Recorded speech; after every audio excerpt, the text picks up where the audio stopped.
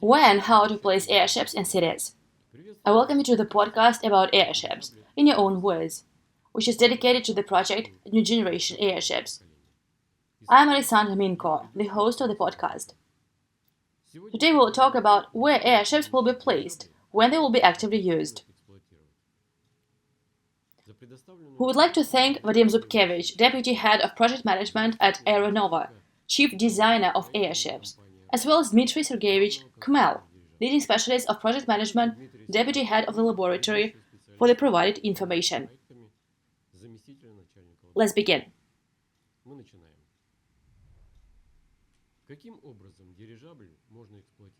How can an airship be operated in a city? Let's start with the fact that modern airships have a function which is turning the thrust vector. And an airship equipped with this capability could very well take off or land on an area that is equal to about 4 airship lengths.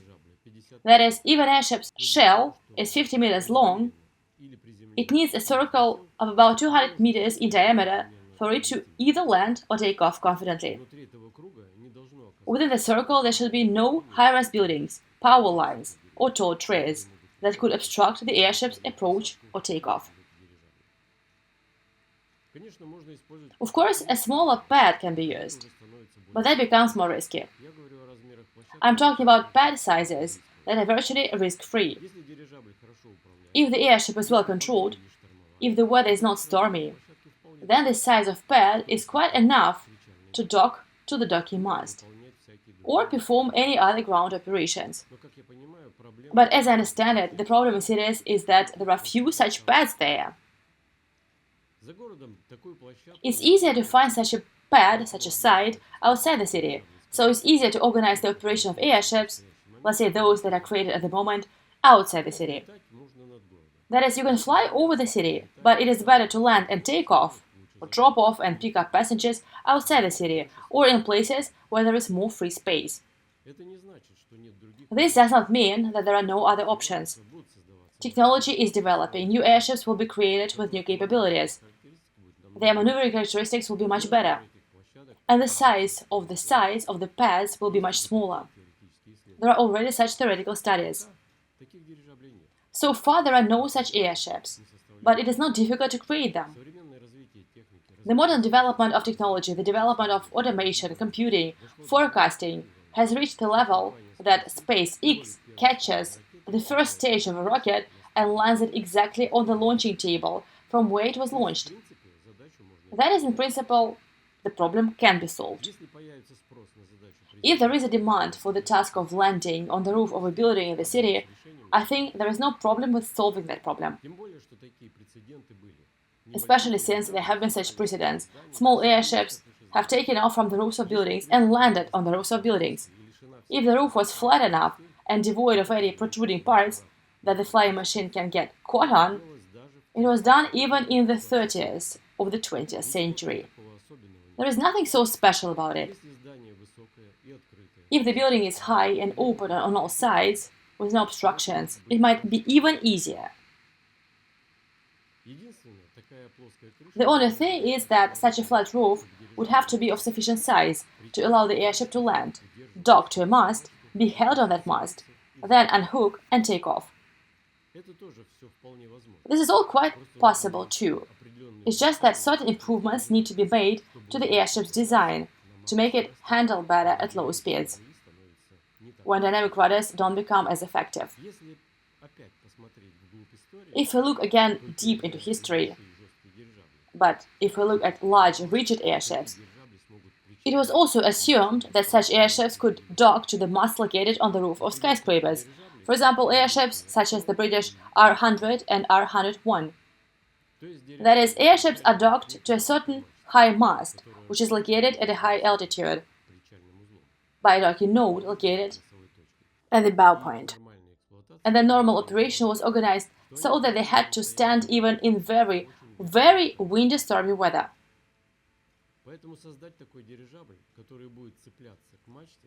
So to create an airship that would cling to a mast located on top of a tall building, there is no problem either. All this is possible and feasible.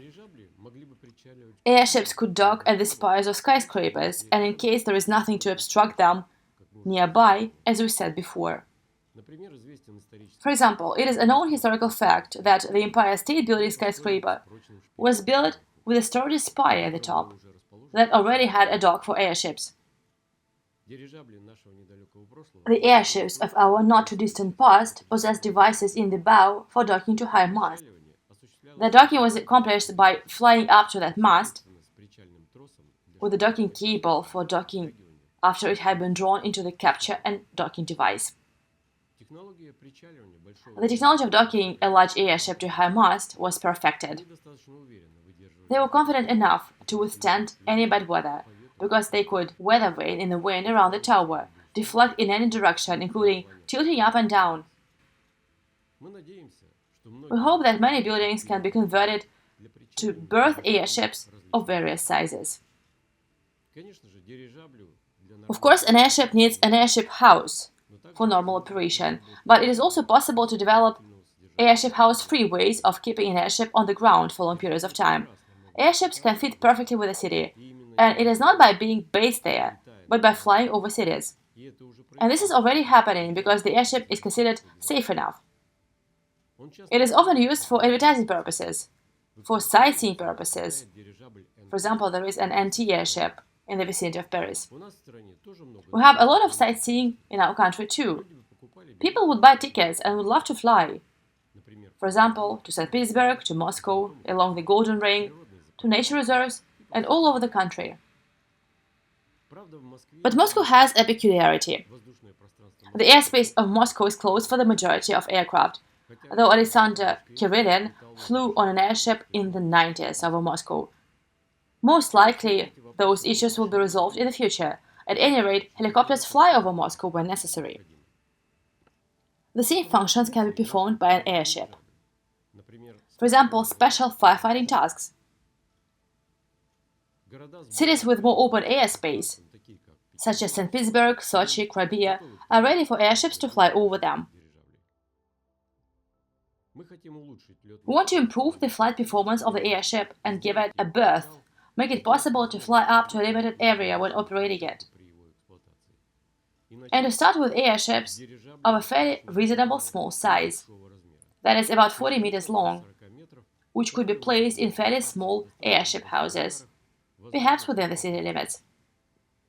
For example, Tushino Field, famous water spaces in Moscow and in the Moscow region. Airships could land there and be placed in airship houses. But first of all, it is necessary that these rather small-sized airships, in addition to monitoring tasks, which are also very important for cities, could solve the tasks of cargo transportation. For this, they must have the ability to unload cargo without landing on the ground or land for a short time and load cargo. All of this needs to be developed, and then airships will certainly be able to accomplish all of these tasks. Right now, China cities are using multi-rotor electric drones to deliver urgent cargo and passengers in unmanned mode. But all these vehicles use batteries that prevent them from flying between cities. For this purpose, small airship aircraft carriers can be used, which are statically balanced until such a drone is docked with them, which, with power supply from the airship's onboard power system, could enable it to fly to another city at high speed. It is necessary to equip a small-sized airship with a sufficiently powerful propulsion system that can supply electricity to all systems. In a short time, it can build up thrust very strongly and lift the whole load by propellers, and actually balance this load in flight by aerodynamic force. That is, it is a hybrid scheme. The hybrid scheme will allow such an airship to have a payload comparable to that of a light helicopter, about a ton or 2 tons. There is already a great demand for such transportation. Such airships equipped with a powerful propulsion system could have a higher speed of more than 150 km per hour. Flying at such speeds, they would be less weather-dependent and could already compete with helicopters. Given the possibility of vertical takeoff and landing, including takeoff and landing on limited sites, within the city limits or in any area they will arrive, airships are much more economical. Going forward, we can better understand the capabilities of the airships by developing them, as well as developing systems to operate them at sites and dockings.